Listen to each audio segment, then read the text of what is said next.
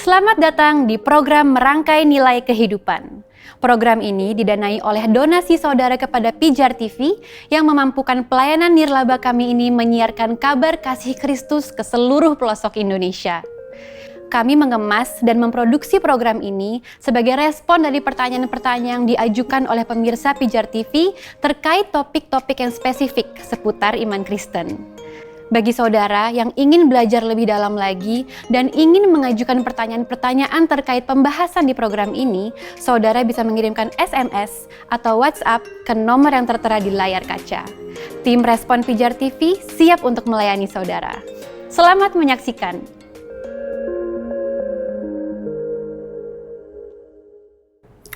Shalom pemirsa Pijar TV yang dikasihi Tuhan. Kita jumpa lagi dalam program Merangkai Nilai Kehidupan. Seperti biasa, kita akan kembali membahas topik-topik yang menarik, yang tentunya harapan saya dapat memberkati saudara sekalian. Dan pada kesempatan ini, topik pembahasan kita adalah menangkap visi Allah dalam hidup orang percaya. Kita tahu bahwa Tuhan selalu ingin memberikan pimpinan atau petunjuk bagi langkah kita ke depan, sesuai dengan rencana dan kehendaknya. Itulah visi dari Tuhan yang harus kita raih. Sebagai orang percaya, kita harus dapat menemukan visi Allah dalam hidup kita, agar kita selalu dapat melakukan apa yang menjadi rencana dan kehendaknya. Hidup ini meliputi banyak keputusan. Ya, mulai dari kita bangun pagi, kita telah diperhadapkan oleh berbagai banyak keputusan. Kita mau pakai baju apa, sudah diperhadapkan dengan keputusan. Masih banyak lagi keputusan-keputusan lain yang kita harus lakukan sepanjang pagi hingga malam hari. Jadi kehidupan ini merupakan kumpulan dari banyak keputusan. Masalahnya, apakah kita mengambil setiap keputusan sesuai dengan kehendak dan visi Allah? Banyak orang Kristen dalam menghadapi hidup ini tidak memfokuskan hidupnya dalam kehendak Allah. Hal ini terjadi karena mereka tidak mengetahui visi Allah dalam hidup mereka. Nah, pada kesempatan ini kita akan belajar untuk mengetahui apa visi Allah dalam hidup kita masing-masing. Pertama, kita harus mengerti terlebih dahulu apa definisi visi dalam konteks ini. Visi adalah suatu gambaran yang jelas dan tepat tentang suatu masa depan yang diimpartasikan Allah kepada hamba-hamba pilihannya, yang berdasarkan pengenalan yang benar akan Allah, diri manusia, dan keadaan. Nah, sekarang permasalahannya adalah bagaimana kita dapat menangkap visi Allah dalam hidup kita? Ada 5 tahapan untuk kita dapat menangkap visi Allah dalam hidup kita. Yang pertama adalah mengenal yang punya visi. Pengenalan akan Allah adalah sumber dari pengetahuan dan hikmat. Karena Allah adalah sumber dari hikmat dan kebijaksanaan. Raja Salomo menyelidiki dengan seksama mengenai permulaan dari hikmat dan kebijaksanaan. Dan akhirnya ia mendapati bahwa dengan mencari pengertian tentang takut akan Tuhan dan mendapat pengenalan akan Allah, maka diperolehlah hikmat dan kebijaksanaan. Jadi pengenalan akan Allah dimaksudkan untuk simulasi bagi setiap warga kerajaan Allah untuk kelak hidup dalam tempat yang telah Allah sediakan, yaitu apa? Bukit Sion. Pengenalan akan Allah menimbulkan kesetiaan dan kasih. Setiap orang percaya yang mempunyai pengenalan akan Allah, maka dalam hidupnya terpancar kasih dan kesetiaan. Pengenalan akan Allah menimbulkan kesukaan di hati Allah. Allah bahkan lebih menyukai pengenalan akan dirinya dibandingkan kurban-kurban tangan kita. Karena banyak dari umatnya menganggap bila sudah mempersembahkan sesuatu, katakanlah materi, uang, atau apapun, bahkan waktu kita untuk pelayanan, kadang-kadang kita menganggap bahwa itu sudah cukup untuk menyenangkan Allah. Tetapi bagaimana dengan hidup kita? Kita melakukan pelayanan, tetapi hidup kita tidak berpadanan dengan firman Tuhan. Apakah itu yang Allah sukai. Tidak, Allah tidak menyukai hal itu. Pengenalan akan Allah merupakan suatu proses yang terus-menerus dan dituntut sebuah konsistensi. Pengenalan akan Allah adalah suatu indikasi pertumbuhan bagi setiap orang percaya. Banyak orang mungkin salah tafsir. Pengenalan akan Allah tidak hanya mencakup belajar teologi secara formil atau otodidak, atau baca Alkitab setiap hari dan rajin ke gereja. Tidak. Tidak seperti itu pengenalan akan Allah. Harusnya lebih dari itu. Pengenalan akan Allah harus melalui pengalaman dalam melakukan firman-Nya.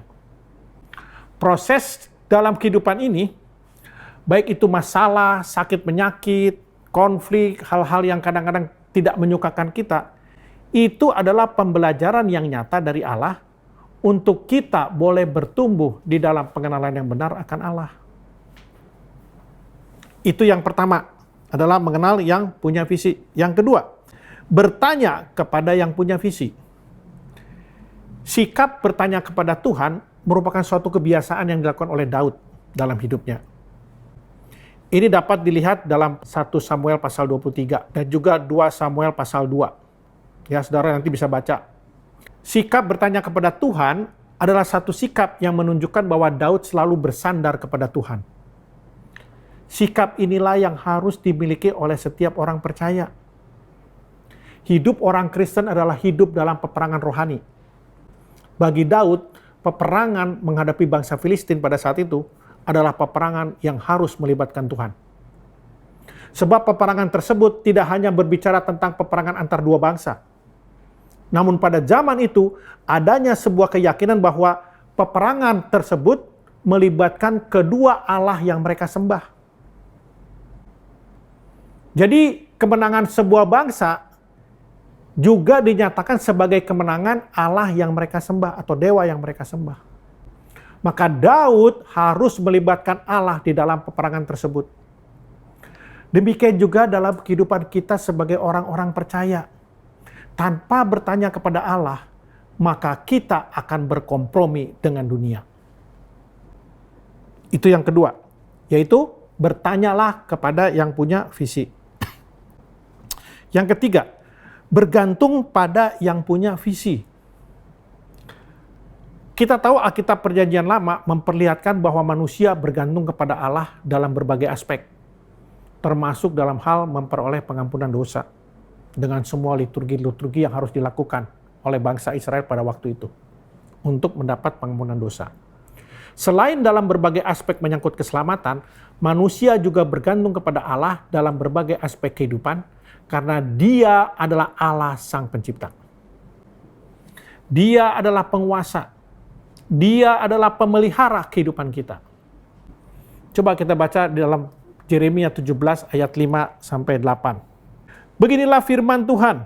Terkutuklah orang yang mengandalkan manusia, yang mengandalkan kekuatannya sendiri, dan yang hatinya menjauh dari Tuhan. Ia akan seperti semak bulus di padang belantara. Ia tidak akan mengalami datangnya keadaan baik. Ia akan tinggal di tanah angus, di padang gurun, di negeri padang asin yang tidak berpenduduk. Diberkatilah orang yang mengandalkan Tuhan, yang menaruh harapannya pada Tuhan.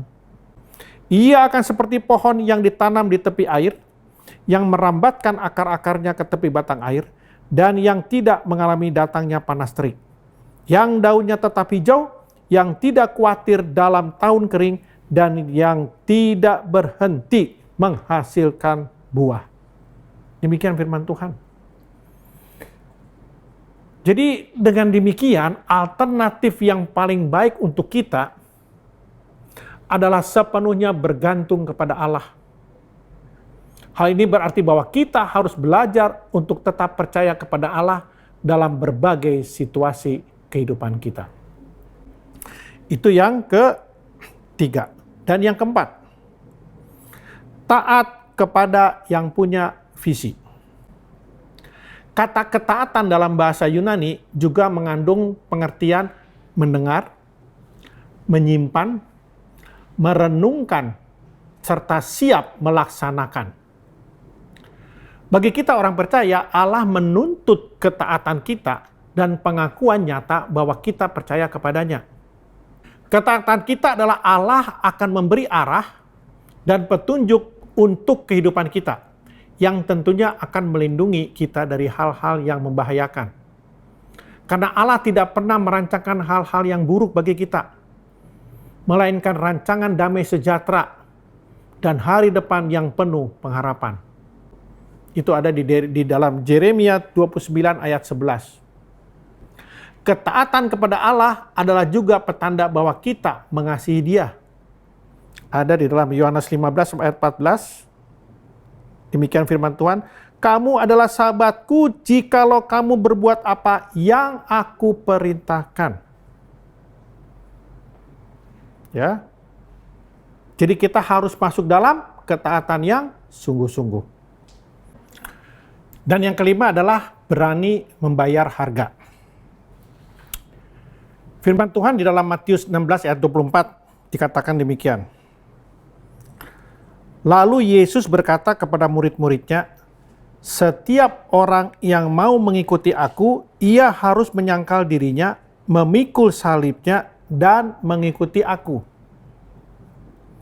Kemudian juga firman Tuhan di dalam Kisah Para Rasul 9 ayat 16. "Aku sendiri akan menunjukkan kepadanya betapa banyak penderitaan yang harus ia tanggung oleh karena namaku." Kemudian dalam Kisah Para Rasul 14 ayat 22 dikatakan demikian. "Di tempat itu mereka menguatkan hati murid-murid itu dan menasihati mereka supaya mereka bertekun di dalam iman dan mengatakan bahwa untuk masuk ke dalam kerajaan Allah kita harus mengalami banyak sengsara." Jadi dari ayat ini kita tahu bahwa tidak ada dalam pengajaran Yesus bahwa kalau kita mengikuti Dia, kita akan kaya, kita akan sehat, kita akan berhasil dalam segala hal. Tidak ada. Dan sukses dalam segala hal dan tidak pernah menderita, tidak ada dalam pengajaran Yesus. Pengajaran-pengajaran seperti ini, inilah yang sering digaungkan di atas mimbar banyak gereja. Ya. Yang saya melihat ini menyimpang dari ajaran Alkitab. Tidak sesuai dengan ajaran Alkitab. Yesus tidak pernah mengajarkan kemakmuran. Kalau engkau mengikuti aku, pikul salib, sangkal diri tiap hari. Itu ajaran Yesus. Jadi untuk kita dapat menangkap visi Allah, kita harus berani membayar harga. Yaitu kita akan diproses untuk serupa dengan gambar anaknya. Penderitaan dan pergumulan hidup yang kita alami, itu semata-mata hanya proses yang Tuhan izinkan terjadi dalam hidup kita. Untuk apa? Untuk merubah karakter kita menjadi serupa dengan karakter Kristus. Pemirsa Pijar TV yang dikasihi Tuhan, kita telah mengerti bahwa ada 5 tahapan yang harus kita alami dalam menangkap visi Allah dalam hidup kita. Yaitu tadi apa? Mengenal yang punya visi. Yang kedua, bertanya kepada yang punya visi, bergantung pada yang punya visi, taat kepada yang punya visi, dan yang kelima, harus berani membayar harga. Nah, sekarang pertanyaan berikut adalah, kendala apa saja yang akan kita alami dalam mewujudkan visi Allah tersebut dalam hidup kita? Saya pelajari ada 4 kendala dalam kita mewujudkan visi Allah. Yaitu yang pertama, tidak sabar terhadap waktunya Allah. Seseorang tidak sabar terhadap waktu Allah karena ia tidak mengenal Allahnya. Kalau pengenalan umat percaya semakin tinggi, maka menunggu waktu Tuhan tidak pernah menjadi masalah baginya. Betul kan? Sebab ia sadar bahwa Tuhan selalu tepat waktu dan waktunya selalu adalah yang terbaik bagi kita. Tetapi berapa banyak orang Kristen berusaha untuk waktu dialah yang dilakukan oleh Allah, bukan waktunya Allah. Memang kita tahu Allah kadang terlihat lambat, tetapi Dia tidak pernah terlambat. Itu yang pertama, kendala. Yang kedua, tidak berpegang teguh dalam visi Allah. Jika seorang sampai melenceng, berjalan ke kanan dan ke kiri, maka ia akan semakin lama untuk mencapai tujuan atau tidak dapat mencapai visi Allah. Pertanyaannya adalah, apa yang menyebabkan kita berjalan ke kanan dan ke kiri? Tidak lurus. Jawabannya adalah tawaran dari dunia. Semua tawaran dunia, saya kasih tahu, semua sifatnya adalah sementara. Dan tawaran yang bersifat sementara ini yang kadang-kadang membuat kita tidak berjalan fokus lurus ke depan, kadang-kadang melenceng ke kanan dan ke kiri. Itu yang kedua, penyebab atau kendalanya. Dan yang ketiga, tidak menjaga kemurnian hati. Hati yang murni merupakan sikap hati, motivasi, dan kehendak seseorang. Jadi, saudara harus memiliki sikap hati dan motivasi yang benar di hadapan Tuhan dalam melakukan kehendaknya. Jangan motivasi hanya untuk dilihat oleh orang lain. Hanya motivasi untuk popularitas kita di mata orang. Karena dari dalam hati terpancar kehidupan. Jadi saudara harus fokus. Lihat motivasi saudara. Ya, itu yang membuat kendala kita sulit untuk mewujudkan visi Allah dalam hidup kita. Dan yang keempat, jatuh dalam kesombongan. Kita tahu kesombongan merupakan dosa tertua. Berawal dari kesombongan, kemudian berbuah ketidaktaatan. Ketidaktaatan akan menghasilkan dosa-dosa lain dalam hidup ini. Karenanya hati-hatilah terhadap dosa kesombongan. Nah, sekarang langkah-langkah apa saja yang perlu kita lakukan untuk kita dapat memahami visi Allah? Ya, yang pertama, saya mempelajari ada 6 langkah yang harus kita lakukan dalam rangka memahami visi Allah dalam hidup kita. Yang pertama adalah melakukan pertobatan. Ya. Coba kita buka di dalam Roma 12 ayat 2. Roma 12 ayat 2 berkata demikian. Janganlah kamu menjadi serupa dengan dunia ini, tetapi berubahlah oleh pembaharuan budimu, sehingga kamu dapat membedakan mana kehendak Allah, apa yang baik, yang berkenan kepada Allah, dan yang sempurna. Kunci utama dari karya pertobatan ada dalam pikiran kita, dalam hati kita. Jadi dalam pertobatan perlu adanya pikiran atau hati yang sudah diubahkan. Sebelum kita mengalami pertobatan, mungkin kita dikuasai oleh keinginan kita. Keinginan yang apa? Semua keinginan pasti yang bersifat keduniawian, bersifat kedagingan. Dan kita biasanya tidak mau menginginkan hal-hal tentang Tuhan. Kita mencintai hal-hal dunia yang kita miliki, atau berpikir tentang hal-hal duniawi yang kita sukai. Mungkin saja kita rajin pergi ke gereja dan berdoa dan merasa senang setelah melakukan semua itu. Itulah sebabnya mengapa Alkitab memanggil kita sebagai musuh Allah dan pembenci Allah. Karena hati kita menentang Tuhan. Bahkan perkataan-perkataan kita mungkin kedengarannya sangat rohani. Tuhan mengingatkan umatnya di dalam perjanjian lama melalui Nabi Yesaya. Di dalam Yesaya 29 ayat 13, firman Tuhan berkata demikian. Dan Tuhan telah berfirman, oleh karena bangsa ini datang mendekat dengan mulutnya dan memuliakan aku dengan bibirnya, padahal hatinya menjauh daripadaku. Dan ibadahnya kepadaku hanyalah perintah manusia yang dihafalkan. Dalam perjanjian lama. Ya. Yesaya 29 ayat 13. Dan juga Tuhan kembali mengingatkan hal yang sama di dalam perjanjian baru. Ya, kita bisa baca di dalam Matius 15 ayat 8. Bangsa ini memuliakan aku dengan bibirnya, padahal hatinya jauh daripadaku.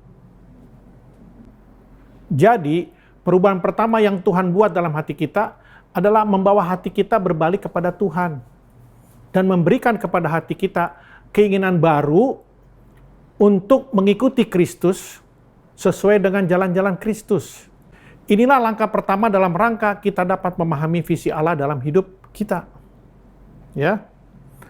Kemudian yang kedua, merendahkan diri.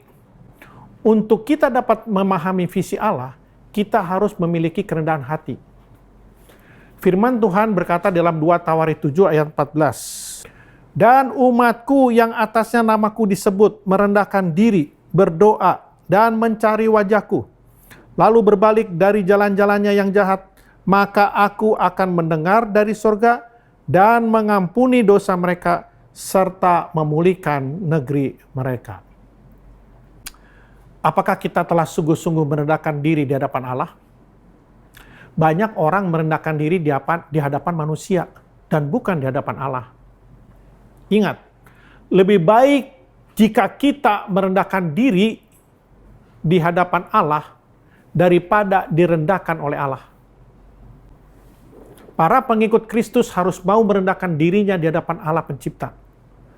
Sebab kita ini adalah manusia yang lemah, sehingga harus bergantung sepenuhnya kepada Allah. Tuhan membenci orang yang sombong. Kesombongan merupakan dosa pertama yang dilakukan malaikat Tuhan di surga. Jadi kerendahan hati di hadapan Allah akan membuat kita mampu untuk memahami visi Allah dalam hidup kita. Dan yang ketiga, masuk dan berjalan dalam seluruh kebenaran Allah. Kebenaran bukan hanya apa yang kita ketahui, tetapi apa yang kita lakukan. Hidup dalam terang Allah berarti lebih dari sekedar pengetahuan. Hidup dalam kebenaran pada dasarnya ditunjukkan dalam bagaimana kita berhubungan dengan orang lain, bagaimana kita memperlakukan mereka. Jika kita kejam, suka bertentangan, tidak mengampuni, penuh dendam, benci, tidak simpati. Jika kita memperlakukan orang sebagai alat, bukannya sebagai tujuan. Jika kita menginjak-injak orang lain agar diri kita maju, maka kita sedang berjalan dalam kegelapan. Walaupun kita sangat setia menguduskan Sabat, walaupun kita mengaku percaya kepada Yesus, walaupun kita membayar perpuluhan, persembahan, dan rajin ke gereja. Dalam pengertian lain, seringkali kita lebih gampang mempelajari doktrin dan teologi yang benar, ketimbang menjadi orang baik dan menjadi orang yang benar di hadapan Allah. Yang artinya kita hanya sebagai pendengar firman dan bukan pelaku firman. Orang yang berjalan di dalam kebenaran adalah orang yang dengan setia melakukan firman Tuhan dalam seluruh kehidupannya, apapun resikonya. Lihat saja kehidupan Paulus. Ketika dia berjalan dalam kebenaran, apapun resiko dalam mengikuti Kristus, dia lakukan dengan sukacita. Bagaimana dengan saudara? Masuk dan berjalanlah dalam seluruh kebenaran Allah, maka kita akan dimampukan untuk memahami visi Allah. Itu yang ketiga. Dan yang keempat, mencari kehendaknya di dalam doa. Tuhan mempunyai rencana besar untuk hidup kita. Kita adalah ciptaan Tuhan, sesuai dengan gambarnya, dan untuk satu tujuan. Kehendak Allah yang terutama adalah bahwa kita mempunyai hubungan yang intim dengan Dia melalui anaknya Yesus Kristus. Tuhan ingin kita menjadi murid Kristus. Ini berarti Kristen harus berkomitmen untuk mengikuti Tuhan tanpa kompromi. Tuhan berjanji memberikan kita suatu kebijaksanaan jika kita meminta kepadanya dalam doa dan percaya bahwa Ia telah memberikannya. Terkadang kita harus meminta Tuhan suatu hikmat untuk mengerti kehendaknya. Dan kita memintanya dalam doa. Alkitab menyatakan bahwa damai sejahtera akan datang dalam hidup kita jika kita menyenangkan Tuhan. Jadi untuk memahami visi Allah dalam hidup kita, carilah kehendaknya di dalam doa. Itu yang keempat. Dan yang kelima, meninggikan namanya dan mendahulukan Allah. Daud mengalami kuasa tangan Tuhan di dalam hidupnya. Tetapi Daud tidak diam saja ketika ia telah mengalami kuasa Tuhan di dalam hidupnya. Ia menyanyikan, ia menaikkan mazmur, ia meninggikan Tuhan di atas segalanya. Ia menceritakan kedahsyatan Tuhan kepada orang-orang. Dan ia juga menghimbau saudara-saudaranya bangsa Israel untuk sama-sama memuji Tuhan, meninggikan Tuhan. Inilah salah satu cara Daud mengungkapkan rasa terima kasih dan syukurnya kepada Allah. Bagaimana dengan kita? Apakah yang kita lakukan setelah kita mengalami kuasa Tuhan di dalam hidup kita? Apakah kita memuji Tuhan, meninggikan Tuhan? Kita menyanyikan pujian kepada Tuhan? Atau kita menceritakan rasa syukur kita kepada orang-orang? Ataukah kita hanya sekedar berkata, terima kasih Tuhan, dan meneruskan kehidupan kita begitu saja? Jadi apabila kita belum benar-benar memuji dan meninggikan Tuhan dari lubuk hati kita yang paling dalam, marilah kita belajar dari Daud. Satu hal lagi yang dapat kita pelajari dari Daud adalah bahwa ia membagikan dan menceritakan kepada orang-orang, serta mengajak orang-orang untuk sama-sama memuji Tuhan. Marilah kita juga memuji dan meninggikan Tuhan serta membagikannya kepada orang-orang di sekitar kita. Dengan meninggikan namanya, kita dimampukan untuk memahami visi Allah. Dan yang keenam, memiliki kesungguhan hati atau berkomitmen dalam menjalani visi Allah. Sebagai orang-orang percaya, kita tidak bisa seenaknya menjalani kehidupan kekristenan kita. Menjadi orang Kristen berarti harus menjadi pengikut Kristus. Ya, di dalam 1 Yohanes 2 ayat 6 dikatakan demikian. Barang siapa mengatakan bahwa ia ada di dalam Dia, ia wajib hidup sama seperti Kristus telah hidup. Dituntut sebuah komitmen dalam mengiring Kristus. Tapi lihat akhir-akhir ini, banyak orang Kristen tidak mengerti apa arti komitmen yang benar. Komitmen yang benar bukanlah berdasarkan apa yang manusia kehendaki dari kita, melainkan apa yang Tuhan kehendaki. Tuhan Yesus berkata dalam Matius 16 ayat 24, demikian firman Tuhan, setiap orang yang mau mengikuti aku, ia harus menyangkal dirinya, memikul salibnya, dan mengikuti aku. Jadi komitmen utama kita bukanlah kepada diri sendiri, tetapi kepada Kristus. Komitmen kita bukan kepada pendeta, bukan kepada satu organisasi, melainkan hanya kepada Kristus Yesus. Orang yang memiliki komitmen kepada Tuhan Yesus akan berusaha melakukan yang terbaik bagi dia dalam keadaan apapun. Kalau kita berkata bahwa Yesus adalah segala-galanya bagi kita, apakah benar-benar sudah terrefleksi di dalam kehidupan kita sehari-hari? Ataukah hanya sekedar di mulut saja? Kita mengaku berkomitmen penuh kepada Tuhan Yesus, tetapi masih mencintai dunia ini dengan segala keinginannya. Kita masih menggenggam kuat-kuat harta kita, dan kita tidak tergerak hati untuk memberi atau terbeban bagi pelayanan pekerjaan Tuhan. Kita melakukan segala sesuatu menurut keinginan kita sendiri. Berkomitmen pada Tuhan berarti harus menyerahkan segala sesuatu yang kita miliki dan seluruh hidup kita kepada kehendak dan rencana Tuhan. Milikilah komitmen dalam melakukan visi Allah dalam hidup kita. Pemirsa Pijar TV yang dikasihi Tuhan, demikianlah pembahasan kita pada kesempatan ini. Kiranya melalui program ini, kita dapat mengetahui visi Allah dalam hidup kita. Dan kita sudah belajar ada 6 langkah yang harus kita lakukan dalam menangkap visi Allah dalam hidup kita. Nantikan pembahasan topik-topik yang menarik lainnya dalam program Merangkai Nilai Kehidupan. Tuhan Yesus memberkati. Salam terang bagi Indonesia.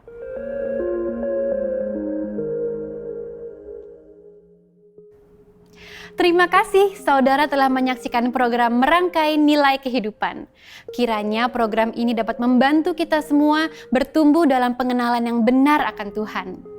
Bagi saudara yang ingin bertanya atau didoakan, silahkan kirim SMS dan WhatsApp ke nomor yang tertera di layar. Tim Pijar TV rindu melayani saudara. Dan bagi saudara yang rindu untuk berpartisipasi dalam pengabaran Injil melalui siaran televisi Pijar TV ini, saudara bisa mengirimkan donasi saudara ke nomor rekening BCA 5055182121 atas nama Yayasan Pelayanan Media Indonesia. Mari bersama kita menyebarkan kebenaran firman hingga ke seluruh pelosok negeri. Salam terang bagi Indonesia.